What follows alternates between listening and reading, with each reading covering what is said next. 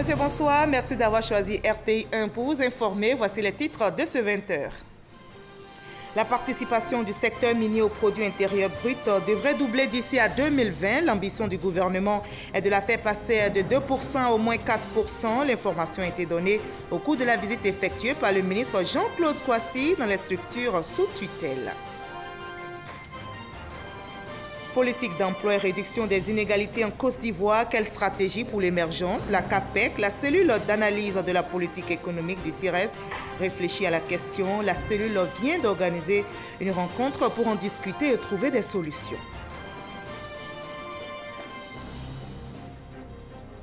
Nous irons au Mali dans ce 20h où les électeurs se préparent à aller aux urnes demain, dimanche, pour le second tour de la présidentielle. Ils sont nombreux les Ivoiriens vivant au Mali à suivre ce scrutin. Nous ferons une incursion dans leur milieu pour nous imprégner de leur quotidien et leur intégration sociale. Enfin, en République démocratique du Congo, les électeurs ont rendez-vous dans les urnes le 23 décembre prochain pour choisir leur président. Les partisans de Moïse Katumbi ont saisi le Conseil d'État dans l'espoir qu'ils puissent participer à ce scrutin présidentiel. Soyez les bienvenus sur RTI 1. Ajoutez notre rendez-vous culturel de samedi. Nous parlerons sculpture avec l'une des grandes figures de l'art contemporain en Côte d'Ivoire, James Kokobi, artiste, sculpteur ivoirien. Il vit en Allemagne. C'est un amoureux de la nature et de la terre. Il excelle dans la sculpture du bois, son matériau de prédilection. Il vient d'obtenir justement le prix d'excellence 2018 en Côte d'Ivoire. Et ce soir, nous allons nous intégrer dans son univers pour comprendre son art et surtout sa façon unique de travailler le bois. Bonsoir James Kokobi. Bonsoir madame. Félicitations pour ce prix que vous venez de recevoir. Merci. Alors votre style est atypique. Vous travaillez sur du bois mort. Comment définissez-vous votre art, en 2 mots? Mais mon art, c'est la sculpture et je redonne vie au bois mort. Et vous nous en direz davantage dans la page culture. On va se Exactement. retrouver exactement dans une trentaine de minutes. À tout à l'heure, James Kokobi. Merci. Le ministre des Mines et de la Géologie, Jean-Claude Kouassi, vient de visiter 2 structures sous tutelle. Il s'agit de la Direction de la cartographie et de la prospection géologique et la SODEMI, Société de développement minier. Il leur a décliné l'ambition du gouvernement, celle de doubler la part des mines dans le PIB, c'est-à-dire faire passer la participation de 2% à au moins 4% d'ici à 2020. Reportage Lansina Ouattara, Mamadou Kouassi. C'est au pas de course qu'on peut dire qu'il faut aller plus vite pour asseoir une économie minière forte et performante que le ministre Jean-Claude Kouassi a voulu s'imprégner des réalités de la SODEMI, Société de développement minier, structure en charge de l'exploration et de l'exploitation des mines en Côte d'Ivoire. Créer un environnement propice reste la priorité dans un secteur où le pays dispose d'une expertise technique avérée et des gisements au potentiel insoupçonné. Il nous appartient d'être imaginatifs et de proposer à partir des modèles de réussite éprouvés partout ailleurs en Afrique et dans le monde, des solutions pratiques et réalistes pour faire du secteur minier le second pilier de la marche de notre pays vers l'émergence. En se rendant à la SODEMI, le ministre Jean-Claude Kouassi a voulu partager avec ses collaborateurs l'ambition du gouvernement, celle de doubler la contribution des mines de 2% à 4% du produit intérieur brut PIB d'ici à 2020. Cette visite de terrain a permis de rencontrer les principaux collaborateurs et d'échanger avec eux sur leurs besoins ainsi que les préoccupations du secteur. Les axes stratégiques de développement, les acquis et les perspectives de l'économie minière ont été présentés. SODEMI, pour sa part, essaie de tirer avantage du peu de moyens qu'il a pour apporter sa pierre à cette construction d'une industrie minière forte. Nous pensons qu'un élément essentiel vient aussi de la transformation. Nous allons, avec l'appui de notre conseil d'administration, exiger de certains partenaires qui vont signer des accords avec nous qu'ils transforment à un certain niveau les métaux qui vont être extraits en Côte d'Ivoire. Dans l'exploitation minière en Côte d'Ivoire, l'or est la plus importante avec une production qui est passée de 12 tonnes en 2011 à plus de 25 tonnes en 2017, soit une hausse de 2,15% par rapport à 2016. Comment améliorer le financement des PME en Côte d'Ivoire? Quel peut être le rôle des agences de notation pour l'atteinte de cet objectif? Le sujet était au centre d'une conférence débat organisée dans la commune du Plateau, ici à Abidjan. Les organisateurs ont relevé le rôle des agences de notation dans la résolution des problèmes de financement des PME. Nadia Iga, chef connaît pour les explications. La problématique du financement des PME, une question cruciale. En Côte d'Ivoire, les besoins en financement des PME sont estimés à plus de 3 000 milliards de francs CFA. Un déficit qui trouve son origine dans le manque de confiance entre les institutions de crédit et les PME. Il faut que les PME comprennent qu'en réalité, pour accéder au financement, il y a un certain nombre de préalables à remplir, il y a un certain nombre de choses à faire. Il faut que la PME montre qu'elle est capable d'absorber, qu'elle est capable de rembourser. Si vous demandez à une entité de vous prêter, il faudrait qu'elle ait l'assurance que vous êtes capable de rembourser. C'est de ça qu'il s'agit. Pour résorber cette crise de confiance, une des alternatives, la notation financière. Cet outil d'évaluation financière pourrait permettre aux PME solliciteuses de prêts de montrer patte blanche en matière de risque de crédit. D'où l'importance de la conférence organisée autour du thème « Améliorer le financement des PME en Côte d'Ivoire. Quel rôle pour les agences de notation financière ?» Les notations financières sont très importantes. Voilà, quelle que soit la note, il faut bien être noté, il faut garder la transparence dans tout ce qu'on fait. Et quand tu es transparent, ça permet aux autres de te faire confiance. Ça permet aussi de connaître soi-même ses limites, ses faiblesses pour pouvoir avancer. C'est en 2017 que la notation financière s'est adaptée aux PME. Cela pour permettre à ce maillon essentiel de l'économie d'accéder à une variété de sources de financement. En Côte d'Ivoire, on dénombre plus de 150 000 PME représentant 98% des entreprises et 20% du produit intérieur brut. Autre sujet d'ordre économique toujours débattu dans la commune du Plateau à Abidjan, c'est la politique d'emploi et réduction des inégalités en Côte d'Ivoire. Quelle stratégie pour l'émergence? La CAPEC, la cellule d'analyse de la politique économique du CIRES, réfléchit justement à la question. Et lors de la rencontre organisée par la CAPEC, des solutions ont été proposées. On voit cela avec Jean-Jacques Wambi.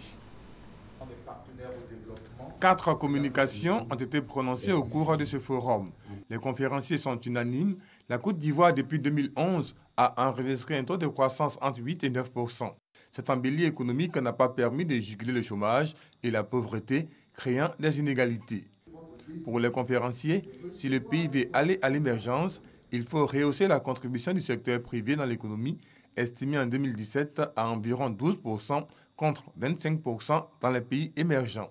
Cela passe par des réformes au niveau de l'environnement des affaires et surtout une meilleure adéquation dans la formation, compétences et emploi. Si on veut trouver du travail aux jeunes diplômés, il faut une transformation structurelle de l'économie, à commencer d'abord par le secteur agricole où des experts manquent sur le marché du travail. Et au titre de ces compétences-là, nous avons des experts en agriculture qui manquent, alors que la Côte d'Ivoire est un pays potentiellement agricole. C'est l'amélioration de l'environnement des affaires qui permet d'attirer beaucoup plus d'investissements et de capitaux afin de financer le développement, de créer des structures, de créer des entreprises et de créer des emplois, de distribuer des revenus et de favoriser la réduction des inégalités. Ouvrant les travaux du forum, le ministre de l'Emploi et de la Protection sociale a félicité les initiateurs de cette rencontre qui s'inscrit dans le cadre du PND, Plan national de développement, période 2016-2020. Il a invité les chercheurs et enseignants à la prudence face aux rapports et statistiques sur l'emploi en Côte d'Ivoire. La problématique de l'inégalité reste complexe du fait de la diversité des sources et des supports d'appréciation. Cependant, avec les efforts du gouvernement, notamment dans la mise en œuvre du PND, les inégalités dans de nombreuses dimensions sont en baisse depuis 2012. Ce forum a été financé par la Banque africaine de développement BAD à travers la Fondation pour le renforcement des capacités en Afrique ACBF. Les conclusions de ce forum sur la politique de l'emploi et la réduction des inégalités en Côte d'Ivoire, quelles stratégies pour l'émergence seront remises au gouvernement. Dans le domaine politique en Côte d'Ivoire, le président du Front populaire ivoirien, Pascal Affi-N'Guessan, a rendu visite au président du PDCI RDA, Henri Konan Bédié. Les deux hommes ont évoqué quelques points de l'actualité nationale. On en sait plus avec notre reporter Gabriel Zani. Le Parti démocratique de Côte d'Ivoire et le Front populaire ivoirien se rapprochent de plus en plus.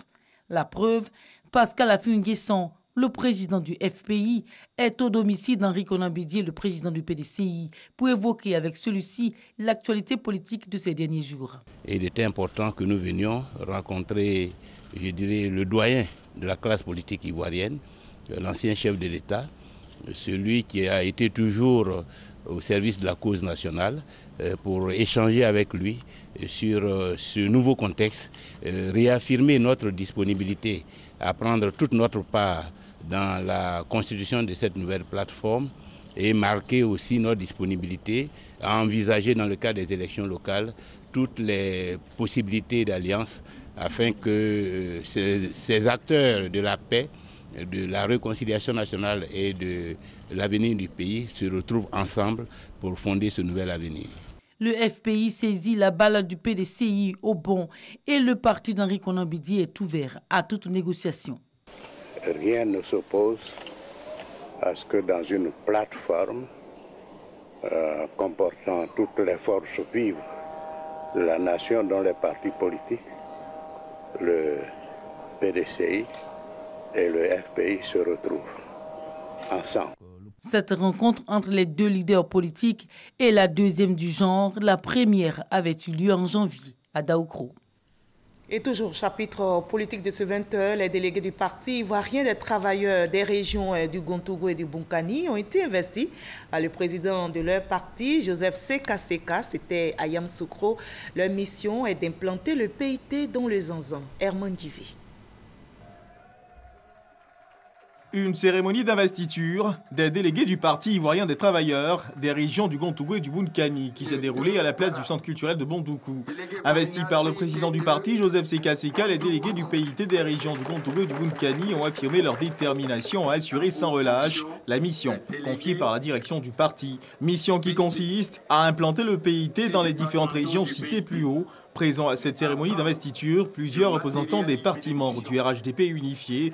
Le président du PIT, Joseph Seka Seka, s'est saisi de l'occasion pour adresser un message de paix au président Alassane Ouattara et Henri Konan Bédié, les invitant à toujours privilégier le dialogue pour une paix durable en Côte d'Ivoire, avant de mettre en ordre de bataille les militants de son parti venus nombreux pour la circonstance.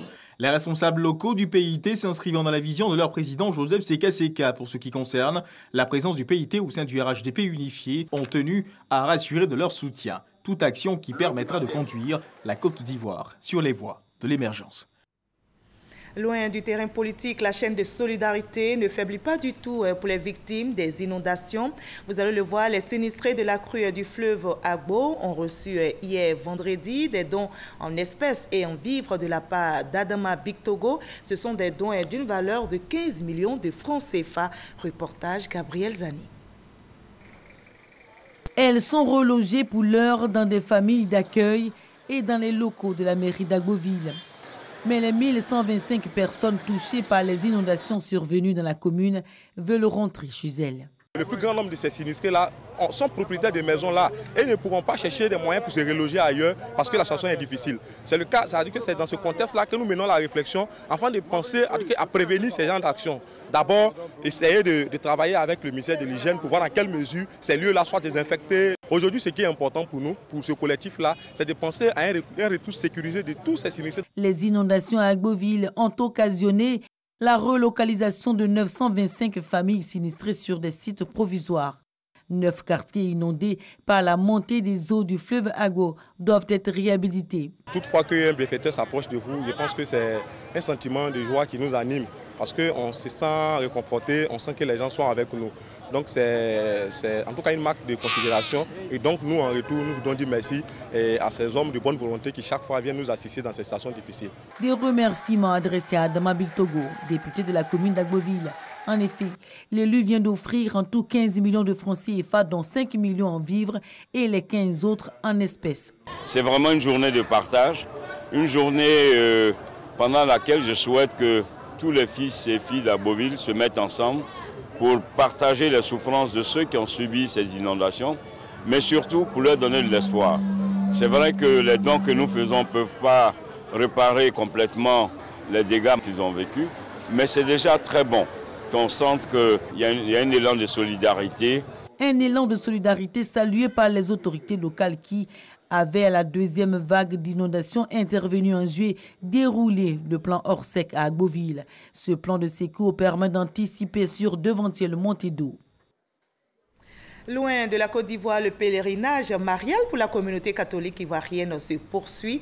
Après l'étape de Fatima qui dure 3 jours, les chrétiens ivoiriens se rendront en Espagne puis à Lourdes en France, toujours sous les traces des apparitions mariales. Reportage sur place de notre envoyé spécial Hugues Vébli. Lisbonne, après un peu plus de 7 heures de vol depuis Abidjan, les pèlerins ivoiriens atterrissent ici en route pour Fatima. Pour la cinquantaine de membres composant cette délégation de Côte d'Ivoire, le circuit marial de ce mois d'août commence au Portugal. 108 km séparent Lisbonne de Fatima, coquette ville qui doit sa célébrité au sanctuaire Notre-Dame de Fatima, une référence aux apparitions mariales. Une œuvre d'art le rappelle d'ailleurs dès l'entrée de la ville. 3 enfants, Jacinta, Francisco et Lucia, ont reçu les apparitions de la Vierge Marie qui ont eu lieu plus tard 6 fois successivement en 1917. En mémoire de ces apparitions-là et surtout en mémoire de l'importance de ces enfants-là dans la ville de Fatima, est planté un édifice, est planté un monument. Fatima ne cesse d'accueillir des milliers de croyants qui viennent ressentir la paix des lieux et se rappeler le message de la Vierge Marie. Nous sommes en été, la fraîcheur de Fatima prédit déjà ce qui s'y vit. La spiritualité qui renouvelle de l'intérieur, l'expression même de la dévotion au cœur immaculé de Marie, l'expression de la dévotion à la prière même, la prière pour la paix, la prière pour la conversion des pécheurs, la prière pour la réparation des péchés et surtout la pénitence qui inspire, qui attire la miséricorde de Dieu. Pour la délégation ivoirienne comprenant la ministre Goudou Kofi et le commandant supérieur de la gendarmerie nationale, le général Nicolas Kouakou, le temps du pèlerinage est donné par une messe au sanctuaire. C'est vraiment beau, c'est beau. Je veux que la Vierge Marie me soutienne, qu'elle me donne surtout la foi, la sagesse. La foi et la sagesse et surtout la paix pour mon pays, la Côte d'Ivoire. Nous en avons besoin. Au programme de ce pèlerinage marial offert par l'État de Côte d'Ivoire, Burgos en Espagne, toujours à la rencontre de la Vierge Marie, avant Lourdes en France, où se déroulera le 15 août la messe internationale de l'Assomption. Nous prenons maintenant la direction du Mali où les électeurs se préparent à aller aux urnes demain dimanche pour le second tour de la présidentielle. Je rappelle, l'élection oppose le président sortant Ibrahim Boubacar Keïta au leader de l'opposition Soumaïla Cissé et ils sont nombreux, les Ivoiriens vivant au Mali, à suivre ce scrutin. Nous ferons une incursion ce soir dans leur milieu pour nous imprégner de leur quotidien et leur intégration sociale. C'est en compagnie de notre envoyé spécial au Mali, Sidonie Davila. Soirée du 7 août, les Ivoiriens de Bamako sont réunis. Les échanges ce soir tournent autour des festivités marquant les 58 ans de l'accession de la Côte d'Ivoire à la souveraineté nationale. Tous les ont suivis sur la RTI. Tout ce que nous avons vu à la télévision nous donne la gaieté au cœur. On est très content de notre pays. On sait qu'on vient de loin et on ira très loin. On sort de l'auberge. On est content de voir la Côte d'Ivoire, on est fiers d'être Ivoirien quand on soit à l'étranger, quand on voit tout ça. L'amnistie, une décision du président Alassane Ouattara, saluée par la diaspora ivoirienne au Mali. Même je remercie beaucoup le président Alassane Ouattara. Vraiment, là, c'est un bon signe pour la réconciliation en Côte d'Ivoire. Et je demanderai aussi à tous mes frères ivoiriens qu'on essaie de prendre cette occasion pour qu'il y ait la paix en Côte d'Ivoire. Franchement, ça fait plaisir au cœur. Et ça, c'est une vraie réconciliation à partir de là. Ce 7 août, les Ivoiriens sont en fête. Le président de l'Association des Ivoiriens au Mali, AIM, donne le ton.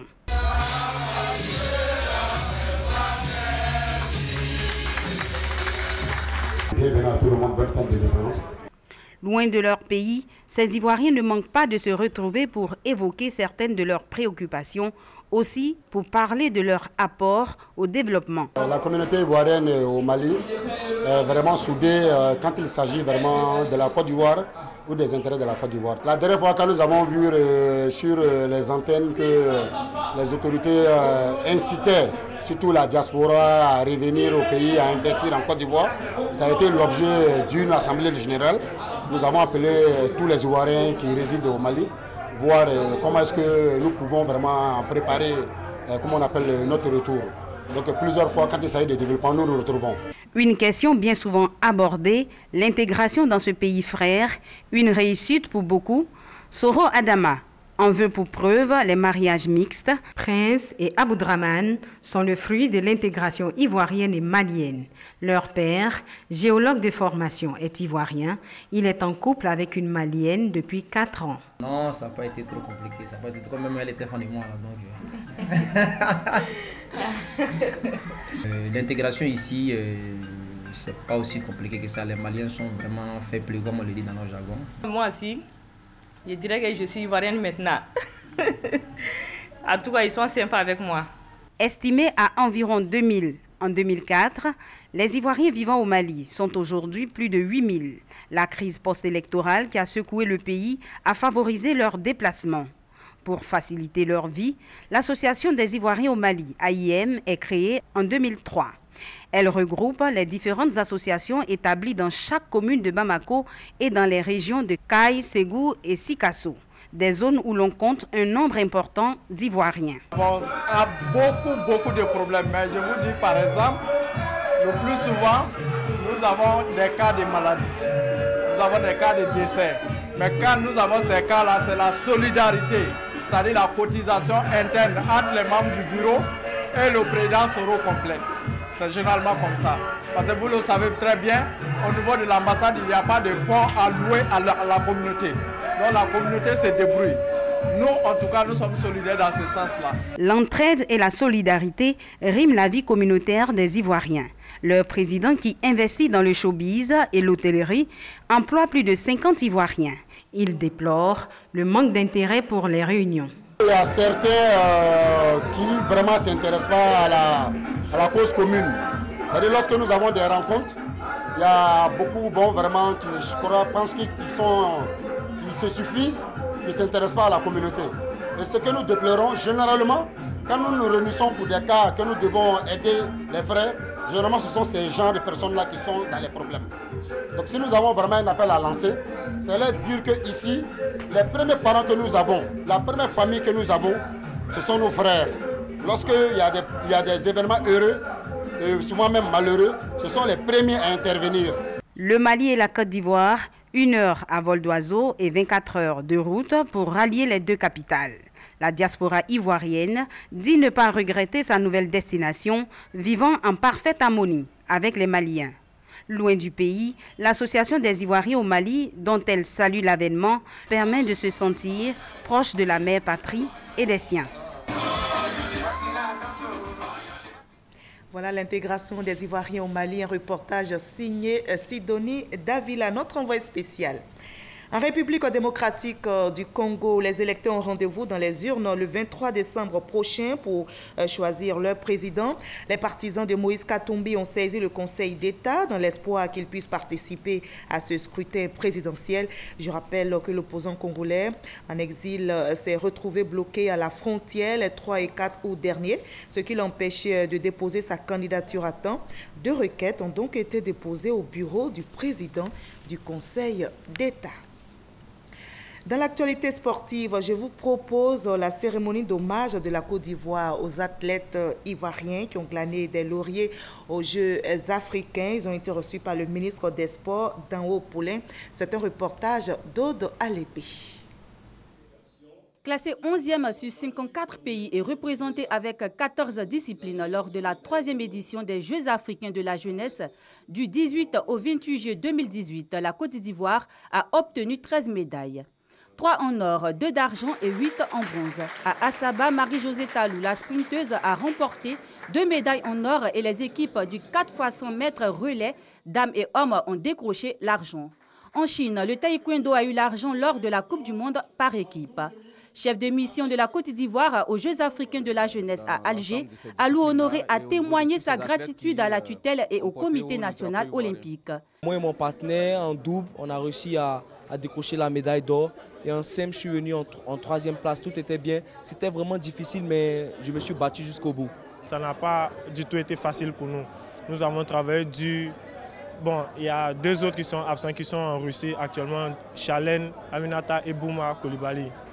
Nous sommes vraiment contents d'avoir eu cette médaille-là. Dans la suite logique de la Journée nationale de l'excellence, le gouvernement se réjouit de ces résultats qui honorent la Côte d'Ivoire. Merci aux encadreurs, merci à vos formateurs, merci aux collaborateurs du ministère des Sports qui ont conduit cette mission avec délicatesse et abnégation. Merci à tous. C'est la chaîne de la continuité du service public qui me vaut d'être devant vous aujourd'hui. Et je voudrais saluer tous nos dévanciers qui ont arrosé ces arbres, qui vous ont porté et qui vous ont soutenu. 3000 garçons et filles âgés de 14 à 18 ans, issus de 54 pays, étaient à Alger pour prendre part aux 3e Jeux africains de la jeunesse. Ces Jeux africains de la jeunesse 2018 sont par ailleurs qualificatifs pour les Jeux olympiques de la jeunesse prévus du 6 au 18 octobre 2018 à Buenos Aires, en Argentine. Voilà, et on ouvre la page culture de ce 20h, direction Grand Bassam, où les étudiants de l'université de cette cité sont partagés entre les études et la culture. Chant, danse, théâtre sont au cœur de leurs activités pendant ces vacances. Comment vivent-ils leur passion pour les arts du spectacle? Pour le savoir, suivons ce reportage de Michel Digré. Vacances studieuses et activités récréatives à l'Université internationale de Grand Bassam. Alors où est-ce que vous partez maintenant? J'ai fini les cours, je vais en répétition. Les cours achevés, stylos et cahiers sont rangés. Ce sont les tam-tams et autres instruments de musique qui entrent en scène. Ces vacances permettent à ces étudiants de vivre leur passion pour les arts du spectacle. La musique et tout, ça me plaît, mais plus le bout du tam-tam, en fait. Bon, moi, c'est depuis que je suis petit que je danse à la maison avec ma grande sœur et tout. Donc, avec mon oncle aussi qui est chanteur. Donc, avec ça, c'est venu dans la famille comme ça. Les encadreurs sont tout aussi rigoureux et exigeants que pendant les heures d'études. Ils veillent au gré. Tu ne danses pas franchement comme Priel. Hier, tu dansais. J'aime tout ce qui est culturel. Je suis moi-même choriste. Je continue de chanter jusqu'à ce jour. Étant élève étudiante, je le faisais. Maintenant que je suis médecin et que j'ai vu qu'il y avait des étudiants qui partageaient les mêmes envies que moi, alors je continue et là, je les encadre. Mon pays s'appelle la Côte d'Ivoire. À côté du chant et de la danse, le théâtre fait partie des activités. Located in the west of Africa. With 64 ethnies. Toutes ces représentations seront jouées très bientôt aux États-Unis à l'occasion d'une semaine d'échanges culturels avec des universités américaines. Je suis un peu stressée concernant les différentes prestations qu'on va faire là-bas, mais je sais qu'on va donner de notre mieux pour que ce soit réussi. Le rythme est parfois difficile à supporter pour certains. Je ne sentais plus, j'ai comme l'impression que mes pieds se sont bloqués au fait. Mais après des minutes de répit, l'étudiante rejoint ses camarades. Au regard de l'engouement suscité, les responsables de l'université entendent poursuivre ces activités culturelles au cours de l'année scolaire.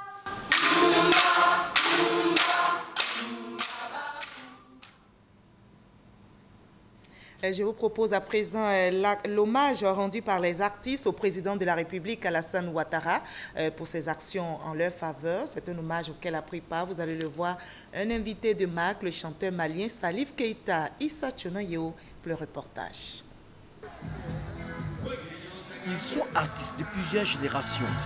Ensemble, ils ont donné de la voix pour magnifier l'œuvre du président de la République, Alassane Ouattara, pour ses actions en faveur du développement de la Côte d'Ivoire et des artistes.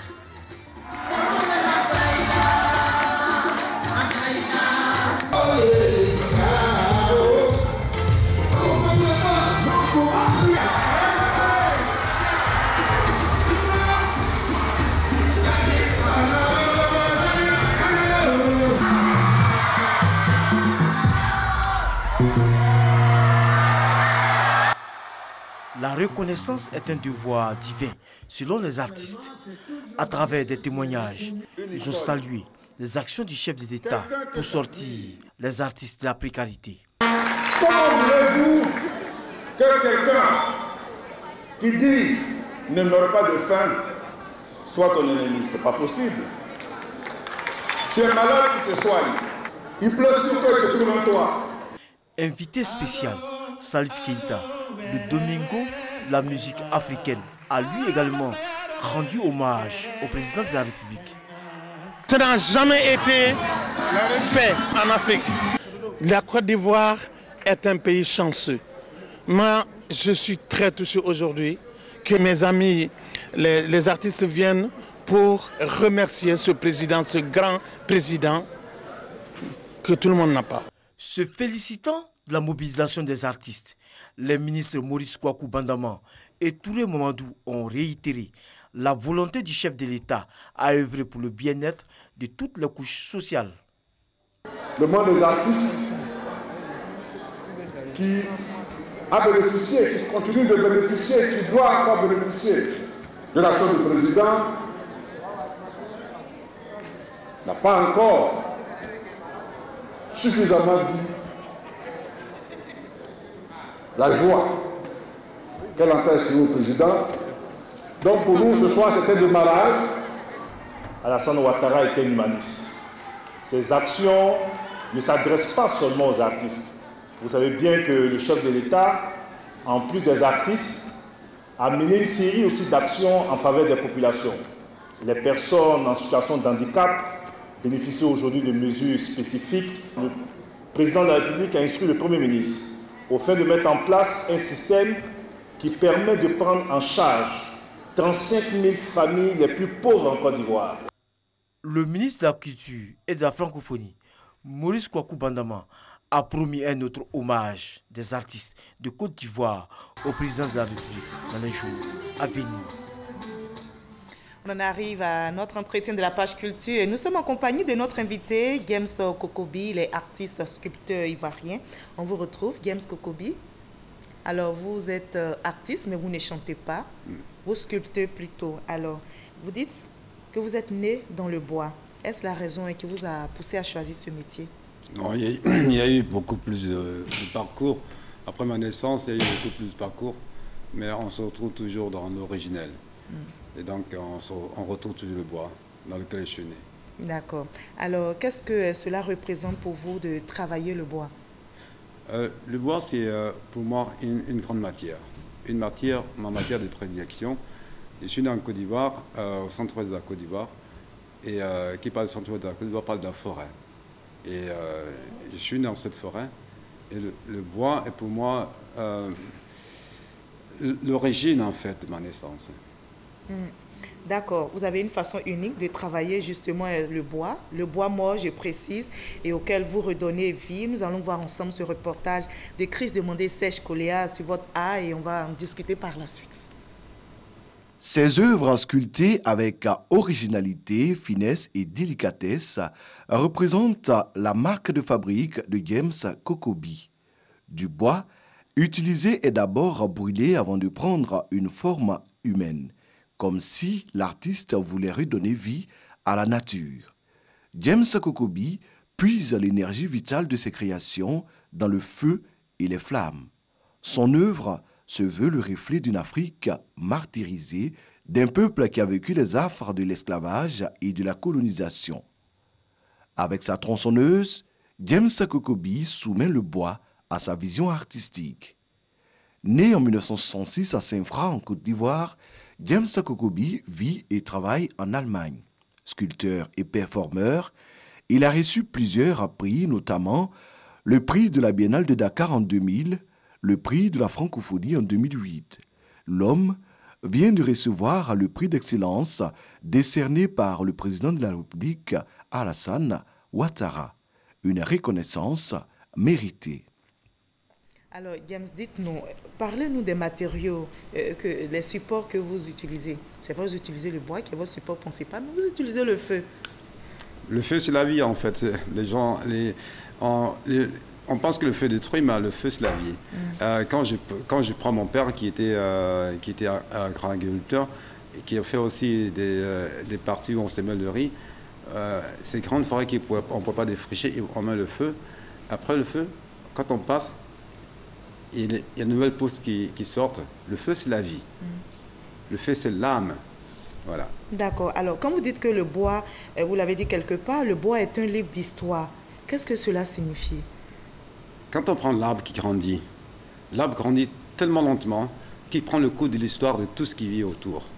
Les insectes, les champignons, les humains, chacun s'assoit sur sa racine, sur son tronc, sur sa racine. Chacun y marque quelque chose et les oiseaux se posent dessus. Il collecte toutes les histoires de l'espèce vivante sur cette terre. Et quand il grandit, il devient vieux. Je ne peux pas sculpter un bois sorti d'un jeune arbre, parce que l'arbre, il prend la sagesse de vivre, et il collecte toutes les histoires de l'humanité, de l'univers. C'est un livre qu'il faut ouvrir pour découvrir l'histoire. Et donc, par la sculpture, vous retracez cette histoire des arbres. Alors, quels sont les messages que vous véhiculez à travers votre art?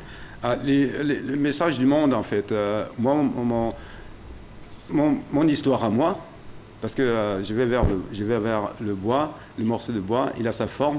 J'aurais pu le laisser comme ça, mais je lui dis, il y a quelque chose en toi qui m'inspire, tu peux me le dire. Il me dit, non, il est très Vous communiquez avec le bois, là? Ah oui, le absolument, bois mort, il faut le toucher. Quand tu le touches, tu sauras s'il est sec, s'il est malheureux, s'il a été malade, ou voilà. Et puis après, il faut l'écouter. Il a tellement d'histoires à raconter. Il faut respecter cette matière, parce que quand on vient en tant que Manitou, avec ces chaînes qui sont tranchantes, il ne te donnera pas ce que tu veux. D'accord. Parle avec lui. Et quelles sont les formes que vous donnez à ce bois mort-là? La forme que le bois me donne. La forme, donc c'est l'histoire qui me donne, modèle la forme. Et nous deux, nous collaborons. Vous deux, vous vous entendez donc? Absolument. Alors, le principal support de vos créations, c'est donc le bois. Alors moi, la question que j'aimerais vous poser, vous êtes amoureux, vous le dites, de la nature, de la terre, mais est-ce que vous ne craignez pas d'agir contre la nature, contre la pérennité même de la forêt, vu que vous avez besoin d'un morceau de l'arbre pour créer? Si j'agis contre la nature, c'est que j'agis contre moi-même, parce que la nature, c'est une entité très globale. Souvent, on dit, je viens de la nature, je vais dans la nature. Non, non, je vais dans la forêt, je vais au bord de l'eau. Je vais au bord de la rivière, c'est des entités qui appartiennent à la nature. L'homme tend à se dissocier de la nature pour dire que moi je sais pas quoi. On est des espèces, on est des êtres humains. Le bois, c'est l'être végétal. L'autre, c'est l'espèce fluviale ou marin. On est des entités qui appartiennent à la nature. Nous sommes nature. Et donc, pour moi, le bois n'est pas un objet. Le bois, c'est un être végétal qui vit. Et donc, moi, j'utilise ce qui est mort de lui. D'accord.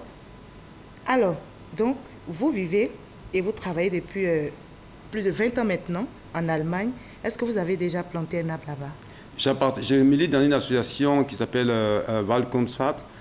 Et chaque année, il y a tellement de cyclones, de dégâts de vent en Allemagne, que nous recrutons des espaces et nous plantons des arbres chaque année, et chacun donne son nom à son arbre. Et vous l'avez fait aussi en Côte d'Ivoire? En Côte d'Ivoire. Votre pays qui vient de vous décerner un prix d'excellence? Absolument, en commençant d'abord par ma maison, où je plante chaque jour, où je vois comment... Parce que l'esprit que vous mettez dans la plante, c'est l'esprit qui reflète après, 70 ans après. Vous plantez un arbre avec un mauvais esprit, il va grandir mal. Il va grandir votre esprit. Je suis revenu ici pour célébrer la forêt, parce que c'est la forêt qui me donne la matière que j'utilise pour mon art. Et c'est ce qui explique que vous travaillez sur le bois mort? Le bois mort, parce que le bois mort, ne m'invitez jamais pour me dire je viens d'abattre un arbre pour en faire une sculpture. Qui je suis pour donner vie à ce qui vivait? Ce qui est mort, je sais à ma façon. Ou alors je laisse ça pour entretenir l'écosystème, ou ça m'inspire, je le prends, il ne sert plus C'est-à-dire ce qu'on devait rejeter. On rejetait, je le prends, je lui donne une autre forme. Vie. Voilà. Et je le mets encore dans le système. D'accord. Alors, qu'est-ce que vous avez à dire à cette jeune génération d'artistes, sculpteurs qui aimeraient avoir la renommée que vous avez aujourd'hui? Ah oui, ne jamais abandonner avant que ce qui m'est arrivé leur arrive. Ne jamais abandonner. D'accord. Vos projets, vos attentes? Mes projets, là en 2 mots. En ce qui concerne moi, mes projets personnels, c'est mes voyages. Bientôt, vos attentes? Je pars au Maroc. Mes attentes, c'est de dire à ce pays qui m'a accueilli et qui m'a célébré et qui m'a honoré, de dire que ne laissez pas le fruit de ces talents partir ailleurs. Pourquoi on voyage pour aller les voir? Il faut les collecter. Il faut trouver un magasin quelque part pour les déposer. Collecter les œuvres des jeunes artistes ici, parce que quand on aura tout perdu, la culture reste. Merci beaucoup. En tout cas, James Kokobi, je ne pourrais pas vous laisser sans vous poser cette question. Alors, vous arborez une barbe assez originale. Alors, dites-nous, y a-t-il un lien avec le métier que vous exercez ou c'est juste un style? Pas du tout. Ni un style, ni avec le métier. C'est juste le cordon ombilical que j'ai créé entre ma mère et moi, parce que ce cordon a été coupé très tôt. Je suis parti très tôt de ma mère et j'ai pas fini elle n'a pas fini de m'allaiter. Et j'ai créé cette barbe pour remplacer le cordon ombilical qui est coupé très tôt. Je suis parti à 8 ans de ma famille. Et pour toujours penser à votre mère? Ah oui, chaque jour. Et pourquoi pas aussi à l'Afrique, à votre pays, la Côte d'Ivoire. En tout cas, merci beaucoup. Voilà pourquoi je suis là. James Kokobi, en tout cas, d'avoir été notre invité de la page culture de ce samedi. Merci de promouvoir l'Afrique, la richesse culturelle à travers votre métier. Bon retour en Allemagne. Merci. Et votre pays, la Côte d'Ivoire, est fière de vous. Est-ce que j'ai un petit mot pour dire merci à cette grande famille artistique qui nous soutient? Ces grandes maisons qui nous permettent de revenir, ces grandes personnes comme Yacouba Konaté, comme la Fondation d'Envahi qui nous retiennent et qui nous retiennent ici, parce que sinon on serait parti. Merci beaucoup et je pense qu'ils ont compris vos remerciements. Merci en tout cas d'avoir été avec nous. Vous l'avez compris, ce journal est terminé. Merci de votre aimable attention. On se retrouve demain à la même heure. Très belle soirée sur RTI1.